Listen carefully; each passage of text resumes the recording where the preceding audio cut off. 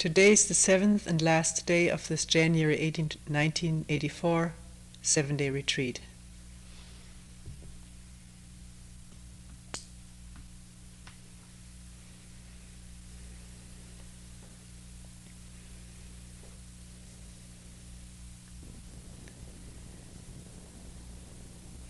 Before starting with some readings and comments on Huang Po's, the teaching of Huang Po,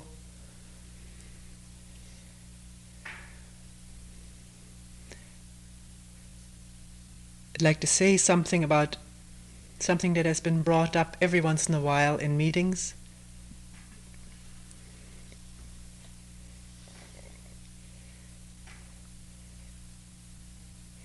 Maybe it can clarify something for people who have not brought it up. And that is when Toni uses something that has been said in a meeting during a talk, either uses it for a topic of a talk or quotes it, mentions somebody said such and such.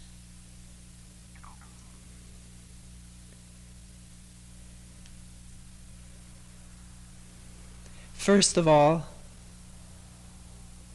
I'm not capable of quoting verbatim what is said in meetings. And I try to say that this is not a verbatim repetition.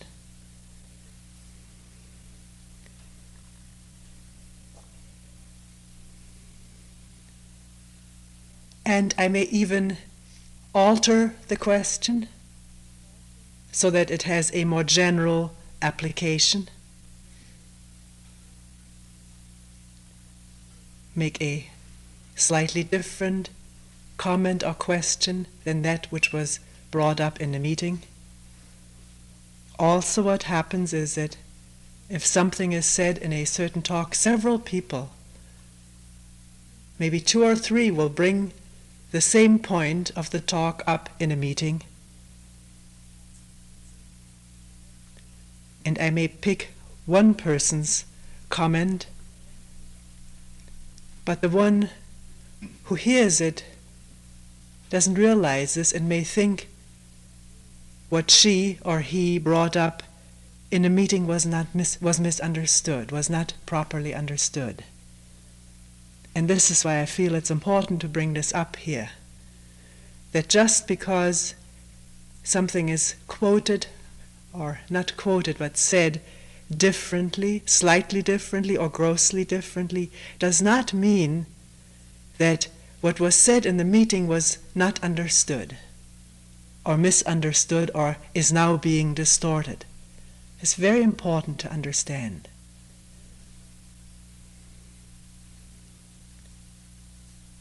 I don't claim that I never misunderstand anybody.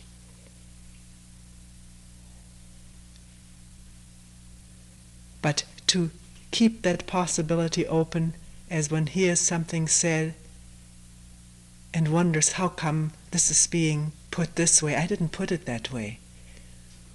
And all the feelings that go with it.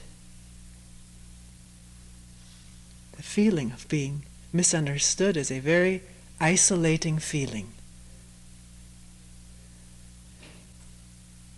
It may hurt and bring all kinds of stuff along with it, and it may affect the relationship. As long as it's brought back into meeting, then anything can be clarified, looked at, opened up, and finished. That's the beauty of this work. But it has to be brought up. If it just simmers and stews, then consequences arise from that. Or one may be perfectly able, without bringing it back up to Toni, to finish with it. I'm not saying that you have to bring everything here and only in the meeting can something be clarified.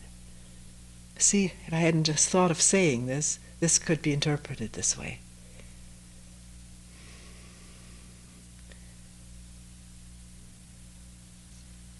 The reason that some of these things are used is to enliven a talk with your real concerns, with our real concerns as they rise up actually today or yesterday.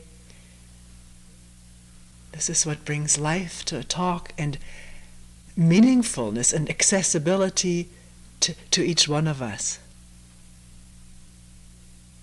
It is much easier to quote and read and take what has already been said by somebody else.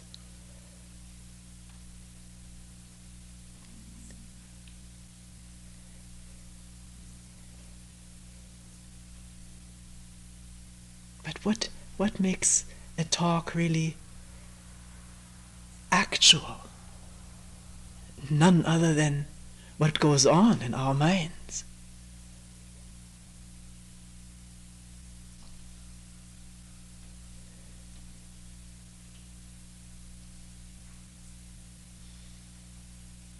So,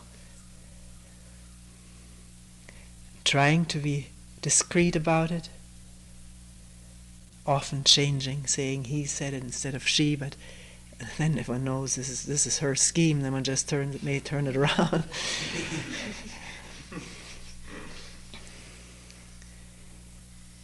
And if it is something that is clearly pointing to a certain person, I wouldn't bring it up. Although I may be mistaken.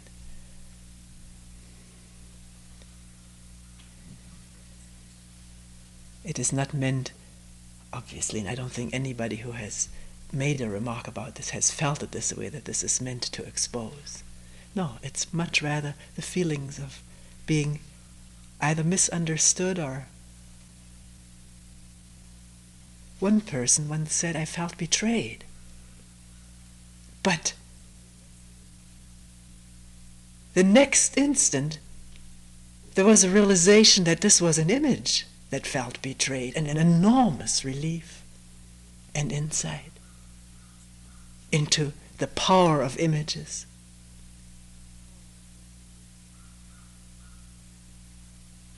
When this person brought it up and I apologized, he laughed. He said, it was an image. I see that. It's clear.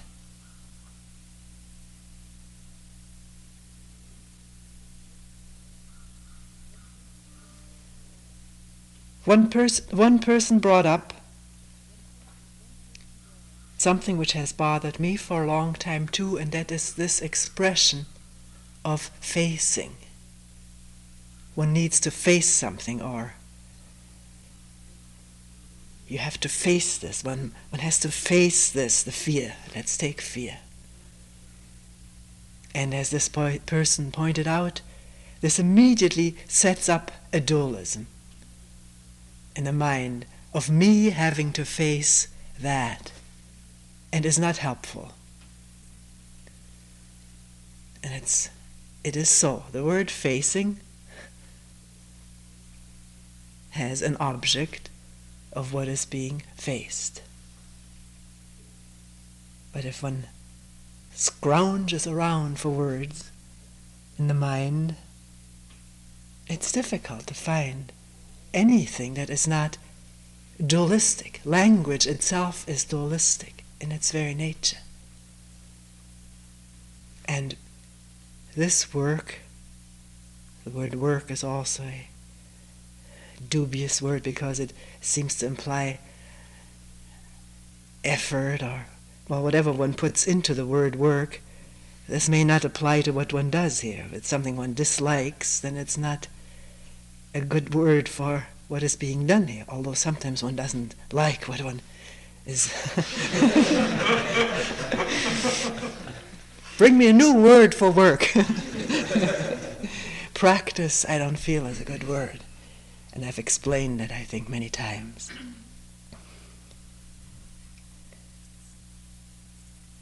So,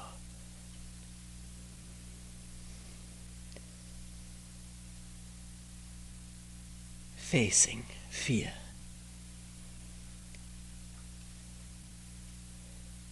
There is something in the word facing that isn't bad, that is helpful.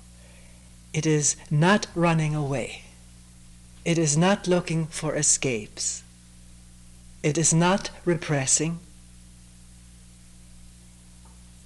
It is not denying, looking the other way.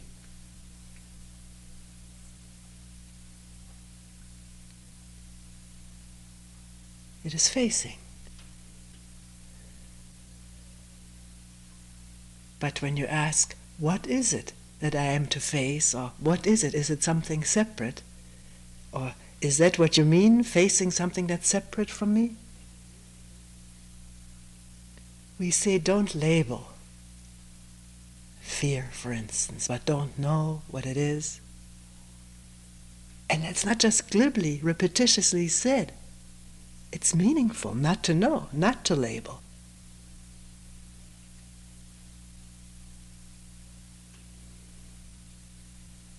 And just be that. At that moment, maybe the facing phases out. There is just being that.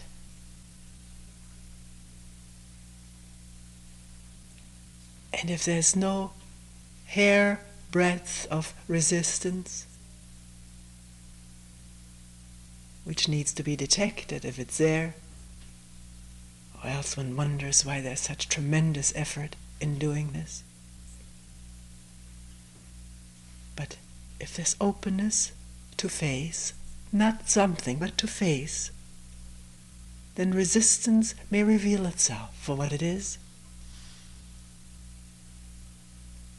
And then there just is what is. And if there's no subject, object, no me facing that, no duality, no separation, then this awareness comes into being, which is not dual.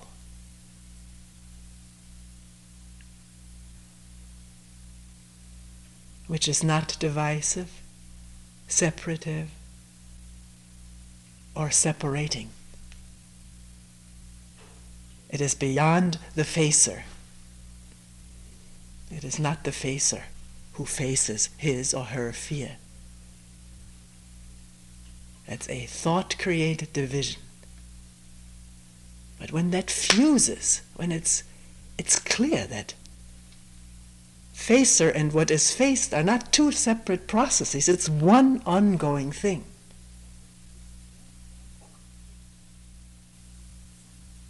And something new comes into being.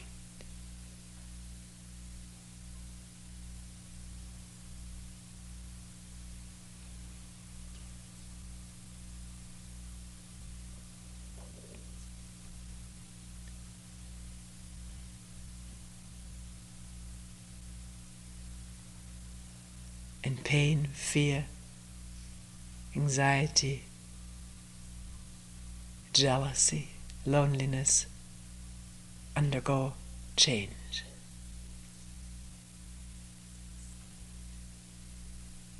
Because they grow out of duality, out of separation.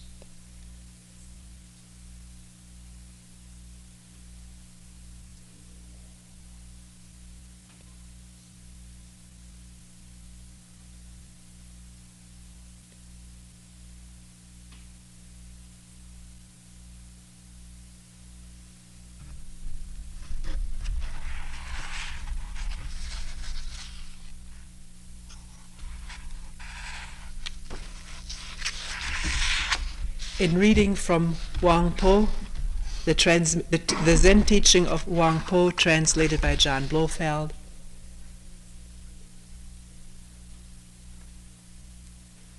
there are in every one of us now memory grooves of what Huang Po says, and it's a real challenge whether one can listen without the memory groove listening. if the memory groove or the memory listens, then it is as though one was reciting with the person who's reading, which we've done in school. We all recited poems together and the Pledge of Allegiance. In the churches we've recited the hymns together with a little melody coming in addition.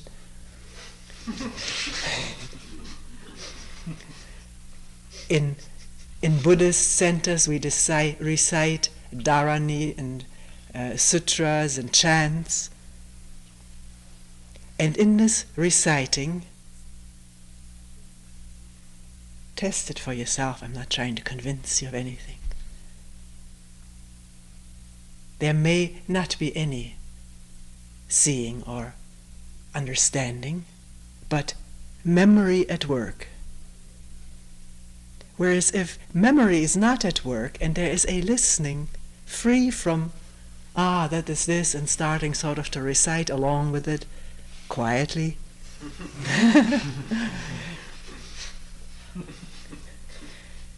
if this does not take place, one notices it, and in noticing it one finishes with it,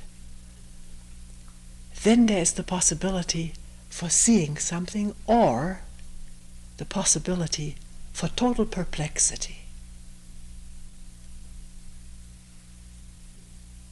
baffledness, which doesn't happen when one recites. As a matter of fact, what happens very often when one recites alone or with others, one begins to convince oneself, not even deliberately, that one understands.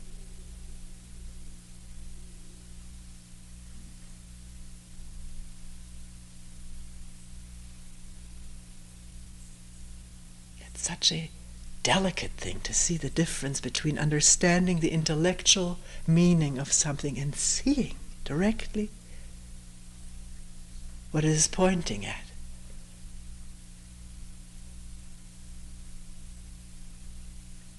So is it possible to have this open listening, either seeing and understanding or not understanding, and not immediately saying, well, he's an idiot to say that. Well, one may not be that strong. Sounds a little weak-minded or something.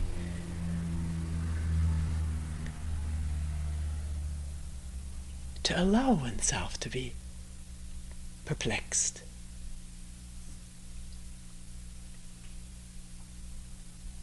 Such a perplexity may at times burst either into a real question or into understanding, when one least expects it.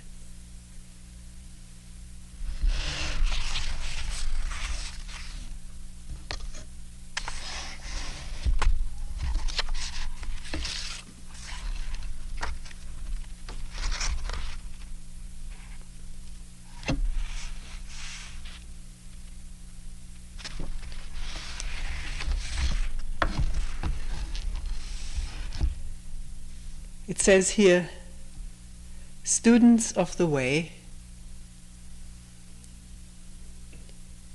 the language is in the context of Zen Buddhist tradition, which is not uninfluenced of Taoist tradition. The way it actually is a Taoist expression. The Tao is the way. Students of the way should be sure that the four elements composing the body do not constitute the self.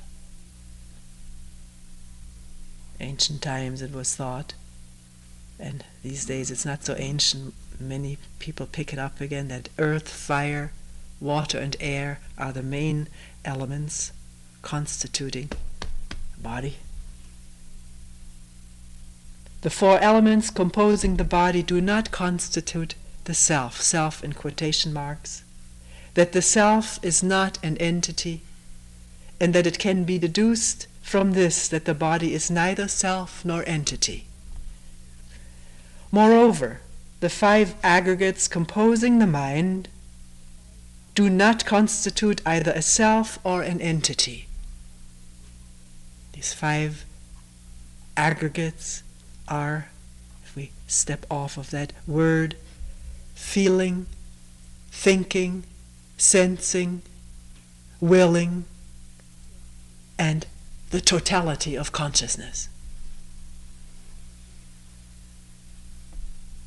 Doesn't constitute a self, an I, a me. Hence it can be deduced that mind is neither self nor entity.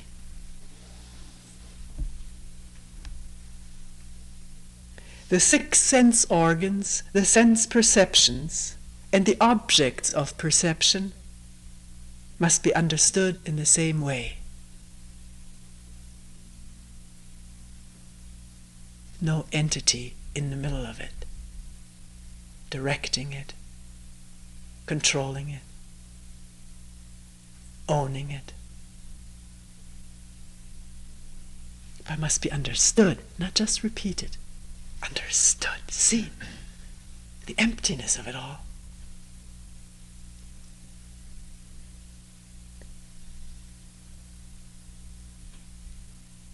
And they are altogether void, he says here. There's only mind source, limitless in extent and of absolute purity.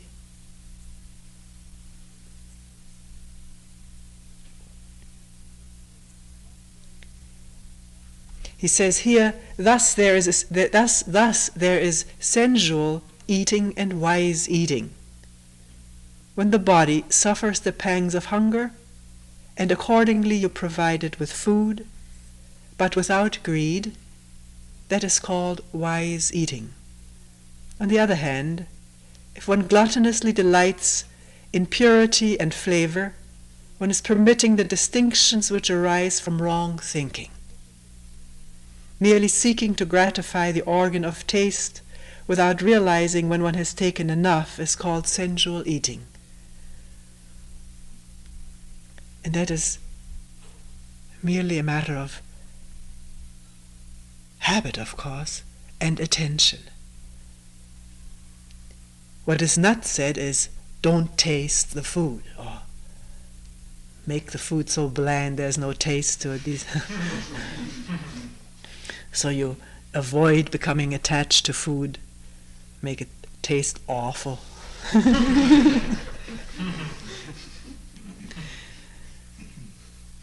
Or don't be greedy.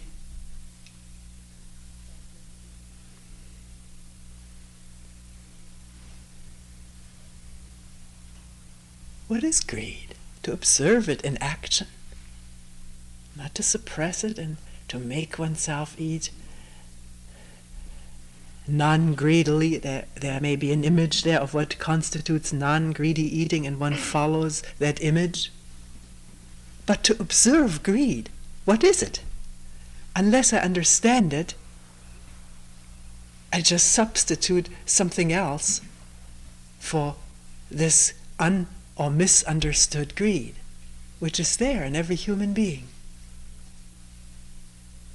Watch it for yourself, whether it isn't, rather than being with the chewing, with what is there on the spoon, on the fork, in the mouth, the thought of more, or the anxiety of not getting enough, which may have ancient roots in not having gotten enough at some time or other. Somebody always gotten ahead of it, the bigger pieces.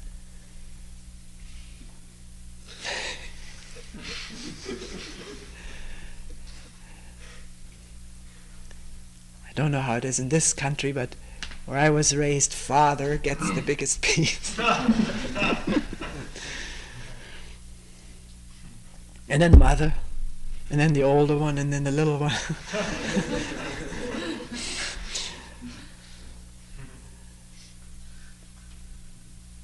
Saw in a movie about gorillas, not chimps this time, but gorillas.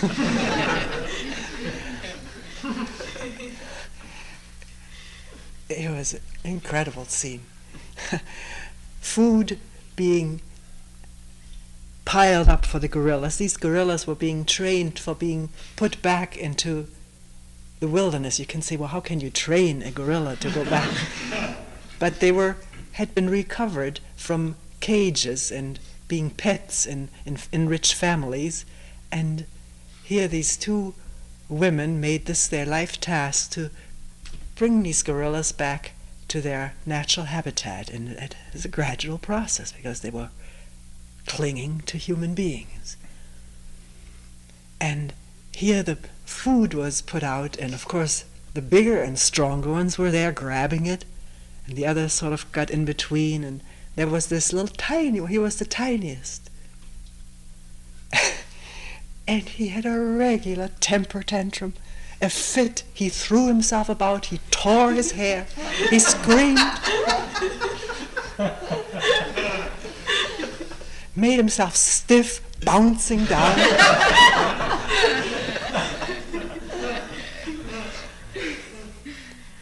Nobody paid any attention.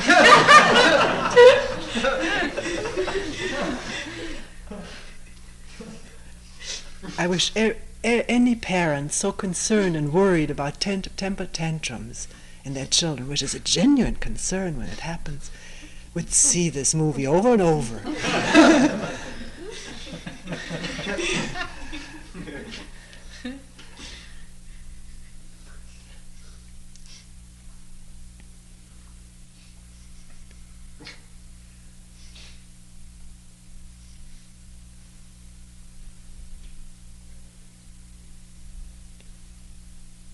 It's really interesting. This is not a recommendation or a preaching, but if there is attention to greed, not suppressing it, watching it,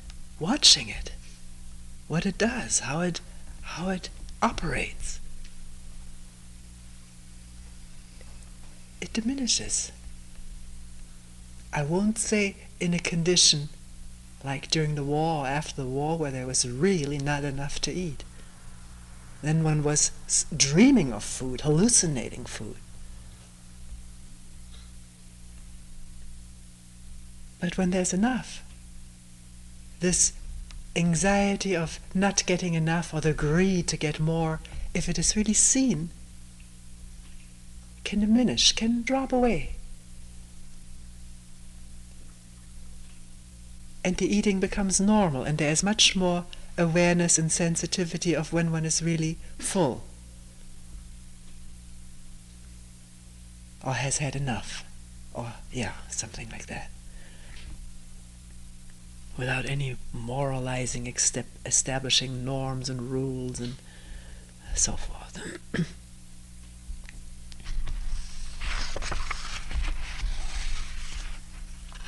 Here Huang Po says, it is only in contradistinction to greed, anger, and ignorance, and he means here in conceptual contradistinction to greed, anger, and ignorance, that abstinence, calm, and wisdom exist. What he probably means is that the ideal of abstinence, calm, and wisdom exist. When greed, anger, and ignorance are rampant, then there is established the ideal of abstinence, calm, and wisdom. And when I say anger, greed, and ignorance rampant, meaning unseen, unawares, only seen in the others, or mostly only seen in other people. It's actually not difficult to see anger and greed in oneself. There's no magic to it. It just needs dropping all ideals about what one is in looking. There it is. Without illusion, Huang Po continues, without illusion, how could there be enlightenment? If I refrained entirely from conceptual thought, what would be the use of all dharmas or all teachings? Attach yourselves to nothing beyond the pure nature, as Bankei's unborn or the unconditioned, which is the original source of all things. Let's talk for a moment about this. Is if I refrained entirely from conceptual thought, because there's also such a fine line between a genuine refraining, which has nothing to do with the idea of refraining, or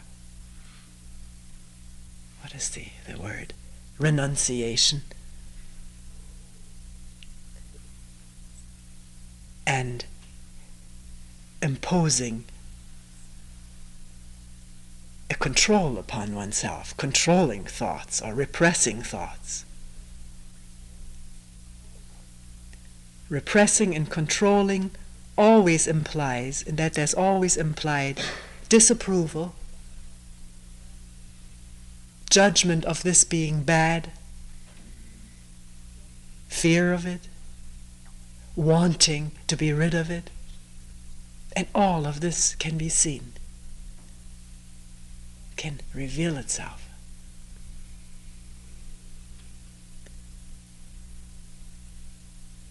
So what is it to refrain from conceptual thinking?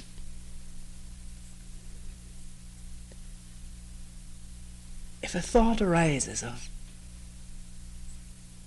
that nice warm bed, and it's cold shivering here, it's late and it's a bit tired, and the thought comes up of the nice warm sleeping sack. Maybe I'm not using a good example, but I'll carry it through. Then that thought can take over entirely. One sees oneself in there, and how good it feels, and how much one really needs to sleep, and how nice it would be, and so forth, and one is not with what is there. Tiredness. Now this sounds as though I'm advocating don't go to bed, sit up. That's why it's a poor example. And yet, every once in a while somebody will tell me, last night I was really curious what this tiredness was. And I didn't call it tiredness. It was just curiosity to question or put the mu or who right there, right with it. Then if the thought of the sleeping bag comes up, one sees it. And one sees the whole thing, what it leads to, what it gives birth to, and the feelings. And it can be dropped as it is seen, without involvement in it. That can happen without any effort. The thought of the sleeping bag, or the food, or the woman, or the man, attractive, what I mean. That thought can arise simultaneously with the awareness of it. And in that there's no you must or you must not. It's just seeing the whole scene, the whole thing, the whole involvement already. And there's the dropping. Because there's really no hankering after that involvement. As one is inquiring, one is questioning, or one is looking at something, or one is with something. And without needing to tell oneself, it is a fact that this is the important thing at the moment. So the thought that arises and the seeing are simultaneous and take care of each other peacefully.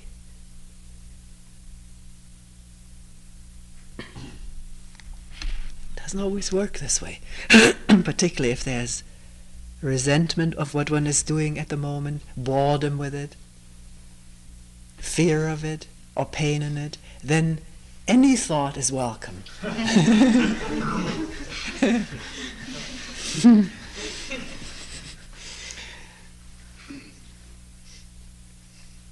And one is an inexhaustible producer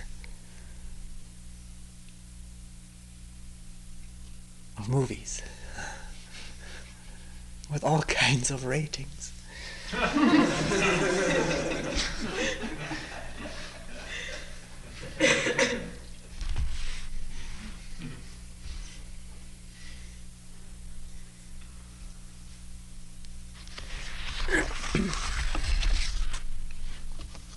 On the 8th day of the 10th month, the Master said to me, me is his disciple, who was a scholar, a Buddhist scholar, and maybe other scholar too, who has a lot of dialogues with him and wrote down this whole record here. The Master said to me, that which is called the city of illusion, and this is in capitals, and this must make reference, those of you who have read Buddhist sutras may know a reference to the city of illusion. That which is called the city of illusion contains the 2 vehicles, the 10 stages of a bodhisattva's progress, and the 2 forms of full enlightenment. This is characteristic of Buddhist scriptures, all these many, the 5 of this and the 10 of that, and the 2 and the 3, different vehicles, different progresses, different stages of enlightenment, and many things like that. And the disciple has read that and studied it, and is quite imbued with it, and asks Huang Po about it. I usually don't read from this because it is so specific and would add too many terms to our already very full mind. The disciple continues. No, the Master continues. That which is called the city of illusion contains this and this and this and this.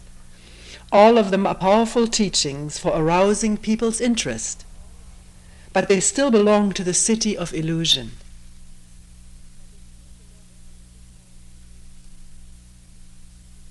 That which is called the place of precious things, also in capital, that which is called the place of precious things is the real mind, the original essence, the treasure of our own real nature. These jewels cannot be measured or accumulated. If you ask, well, so much for the city of illusion, but where is the place of precious things? It is a place to which no directions can be given, for if it could be pointed out, it would be a place existing in space. One can add, in time. Hence, it could not be the real place of precious things. All we can say is that it is close by.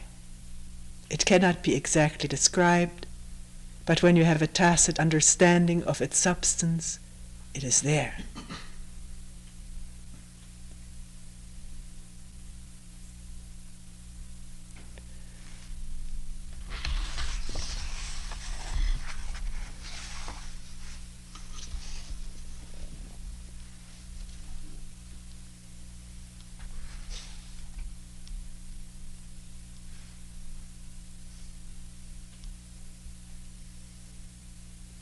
He says, develop a mind, he's quoting actually from another source, develop a mind which rests on no thing whatever.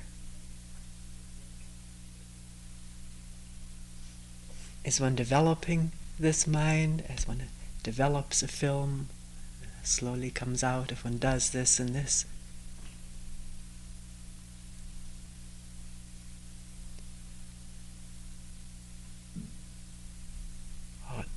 Can one say, what is this mind which abides nowhere, rests on no thing whatever?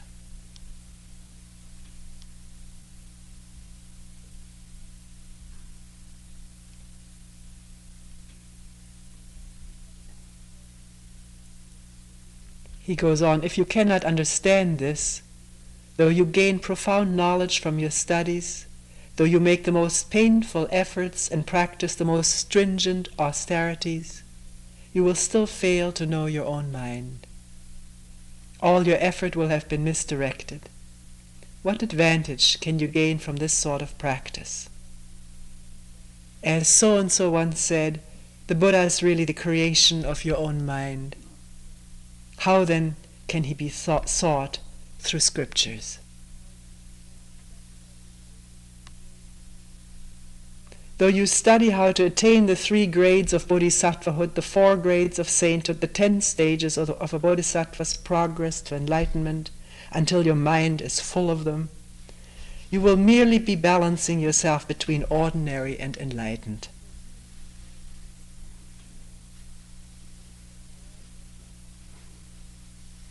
Not to see that all methods of following the way are ephemeral is what he calls samsaric dharma, meaning unreal. Cycle, repetitive cycle.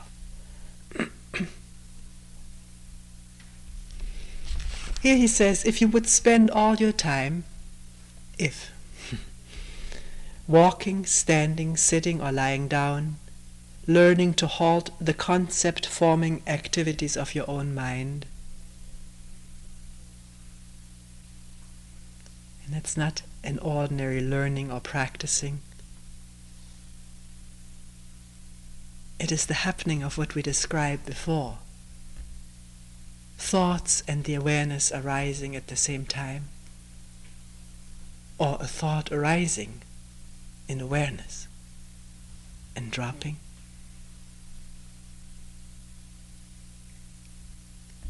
Or sometimes one needs to think. Then there's no need to drop it. One has to think something through very carefully. Take all kinds of angles and possibilities into consideration. Because this is not what is talked about here.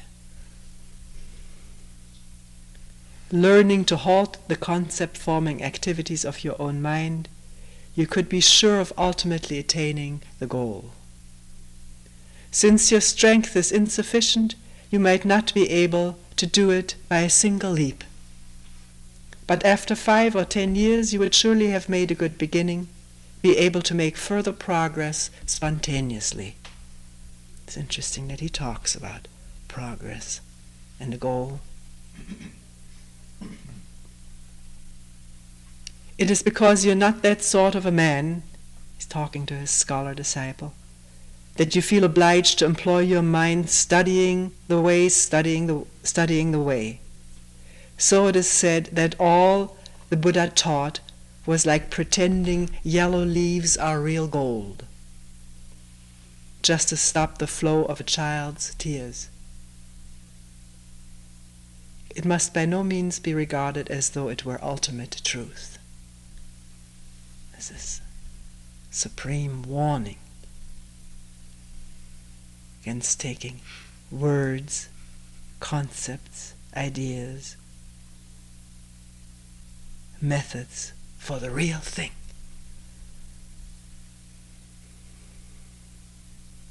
So what's the real thing?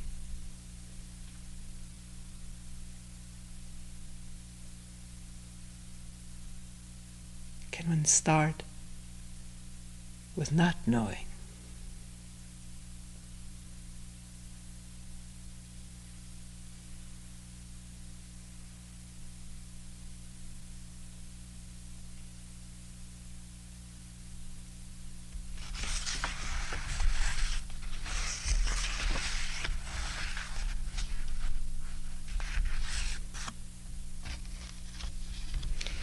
Here, Pesu, that's the name of the questioner, says, allowing that the enlightened man who achieves the cessation of conceptual thought is Buddha, would not an ignorant man, on ceasing to think conceptually, lose himself in oblivion? Do you understand the question? Allowing that the enlightened man who achieves the cessation of conceptual thought is Buddha, would not an ignorant man, on ceasing to think conceptually, lose himself in oblivion? Meaning, don't some people need it at least for a while, others don't? If I don't think, oh my God, where would I end? Up in oblivion, lose my mind. And it's a real concern of a lot of people. not in the frame of this way of putting it, but this fear of, if I don't know, what will happen to me? Will I be rendered incapable of thinking, knowing? And watch it all, how the immense security that the ability to think means to us. And we just said that thinking is very important, particularly clear, intelligent thinking. So it's not a matter of cutting out all thinking, never think again. It's impossible unless one suffers a severe brain concussion.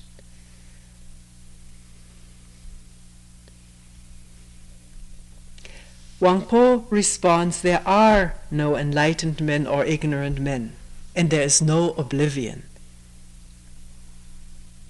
Yet, though basically everything is without objective existence, you must not come to think in terms of anything non-existent.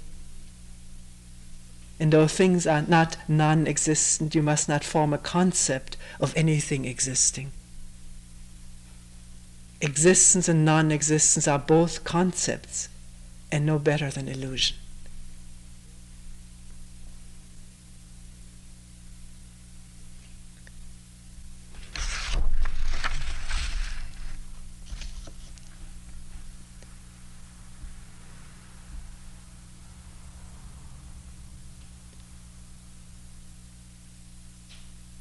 Here, at one point he says, the moment of realizing the unity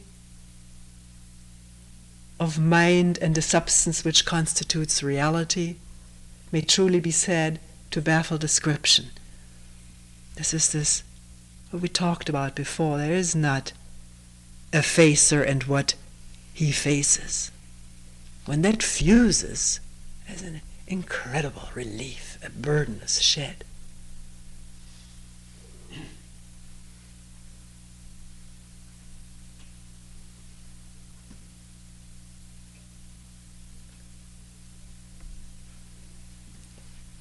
Here, Pei-Su asks, does the Buddha really liberate sentient beings? Huang Po says, there are in reality no sentient beings to be delivered by the Buddha. If even self has no objective existence, how much less has other than self? That's all concepts, all ideas. Self, other, deliverance, ignorance. Life, death are concepts.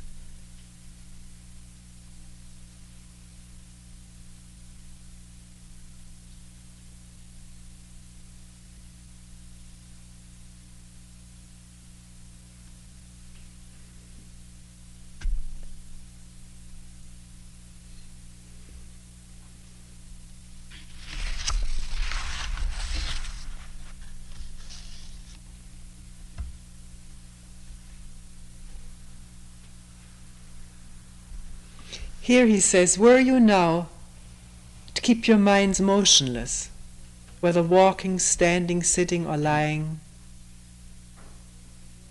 concentrating entirely upon no thought creation, no duality, no reliance on others, no attachments, just allowing all things to take their course the whole day long,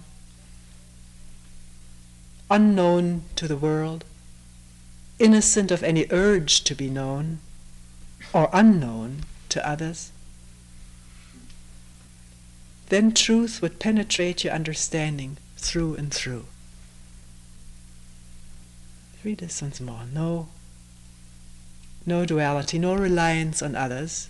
That's a great burden falling off when one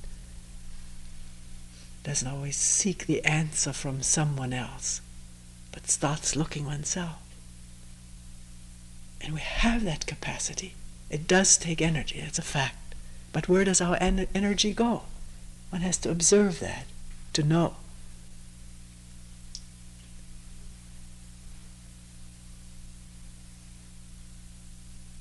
And then it just depends on what is important. Not this must be important, this shouldn't be important, this is a drain of energy. But to watch and to see.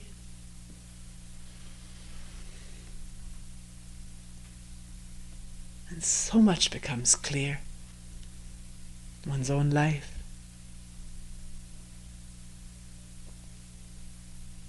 Just allowing all things to take their course the whole day long, as though you were too ill to bother, he says here.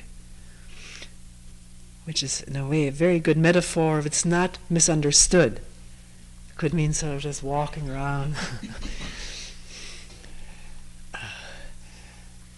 dead. The idea that if I walk around like this, maybe something will happen to me. If anybody has recently been very ill, recently I mean so that one remembers, or one may remember an illness long ago, maybe a high fever or an absolutely excruciating pain, and not even allowed to move or not able to move. And it may dawn on one what it means, too ill to bother. At such a moment, there is almost no waste of energy.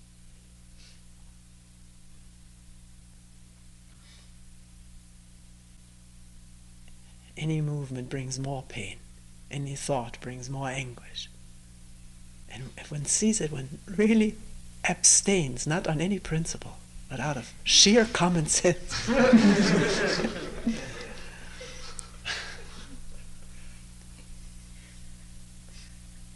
And that is this kind of stillness and withness that he's alluding to here.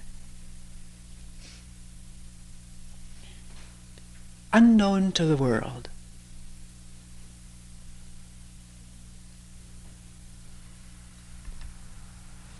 Innocent of any urge to be known or to be unknown to others. There can be this idea, I must be a person who is very, very humble, modest.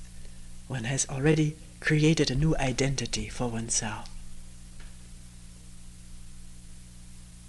No urge to be known, no urge to be unknown. No urge to be something or to be nothing.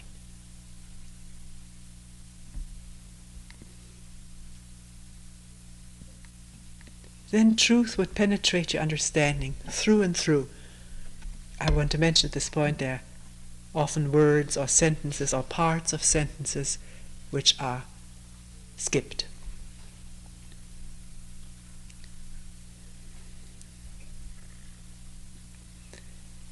In a little while you would find yourselves unattached. Thus, for the first time in your lives, you would discover your reactions to phenomena decreasing. There's one thing which really bugs all of us to some extent or other. This question, why does one have to react instantly? One can say, well, it's human nature. It is so. I don't make a question out of that. It is so. Everybody does it. But if you don't take that, don't take any answer like that, you keep that wondering going, and you ask, is it inevitable that one has to react to everything? And first of all, one must observe that one does.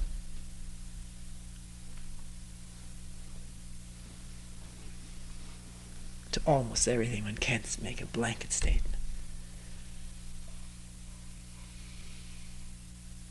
Then maybe there is this curiosity coming up again.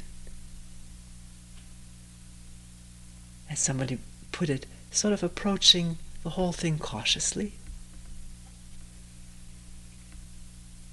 What is this constant reacting, for or against, hurt, praised, elated, depressed? The moment somebody says or does something or something happens, whoop!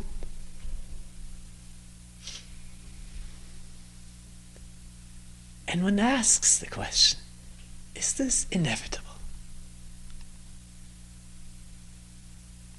so built in that we're born and we die with it. You can ask, you're free to ask. And then let the question sit and watch. If you're really interested, this is a real problem to you,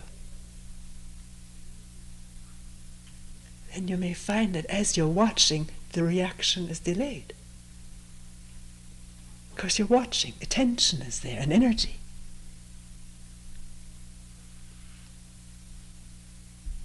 Or it may not come at all, or it may sort of be abortive.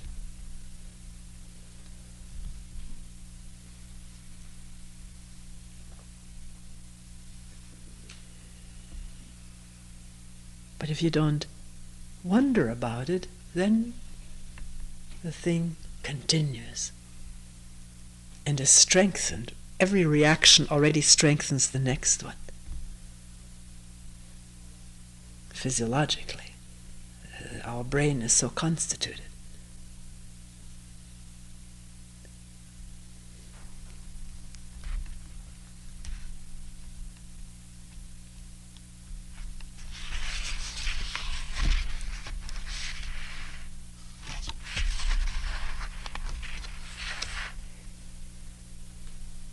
Here he says, when a sudden flash of thought occurs in your mind and you recognize it for a dream or an illusion,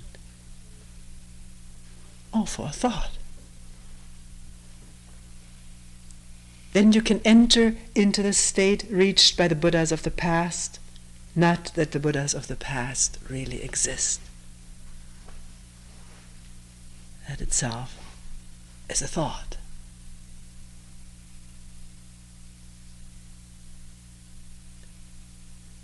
So, can one recognize or see a thought, as a dream, as an illusion, as it arises?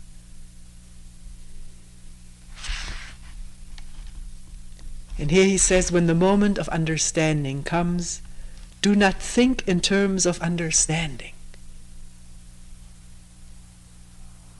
Immediately, the intellect tries to grab a hold of it. Make it into a concept. I've understood something. But if the awareness is deep, stable, one sees that, and as a concept. And it doesn't take over and produce images of now the one who is an understander. Or, all these ideas we get about ourselves.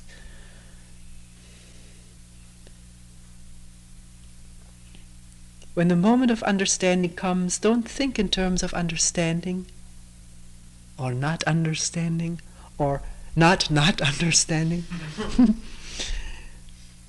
For none of these is something to be grasped. This truth of thusness, as it is, without pinning a label or knowledge on it.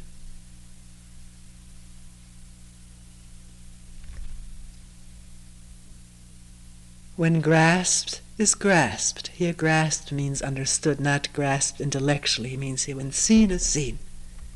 And he who sees is no more conscious of having done so than someone ignorant of it is conscious of his failure. He says here, this thusness, how few people have come to understand it. No. Until now, so few people have come to understand it that it is written, in this world how few are there who lose their egos.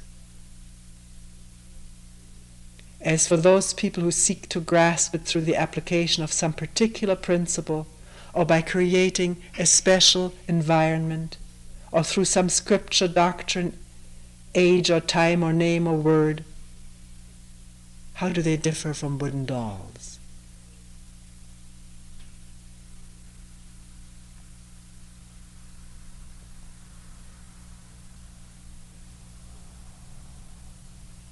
So refrain from seeking Buddhahood, since any search is doomed to failure. Some madman shrieking on the mountaintop on hearing the echo far below may go to seek it in the valley. But oh, how vain his search! Once in the valley he shrieks again and straightway climbs to search among the peaks. Why, he may then spend 1,000 rebirths and 10,000 eons searching for the source of those sounds by following their echoes. Far better that you make no sound, for then there will be no echo.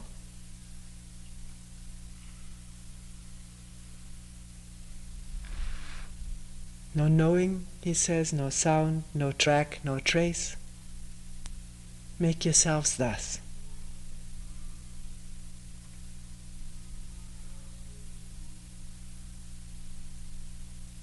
Can one be thus?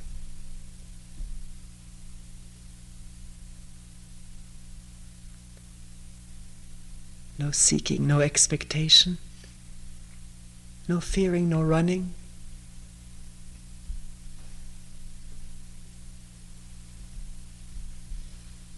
Just what, or who, or mu? What is this? Attending, questioning, not knowing.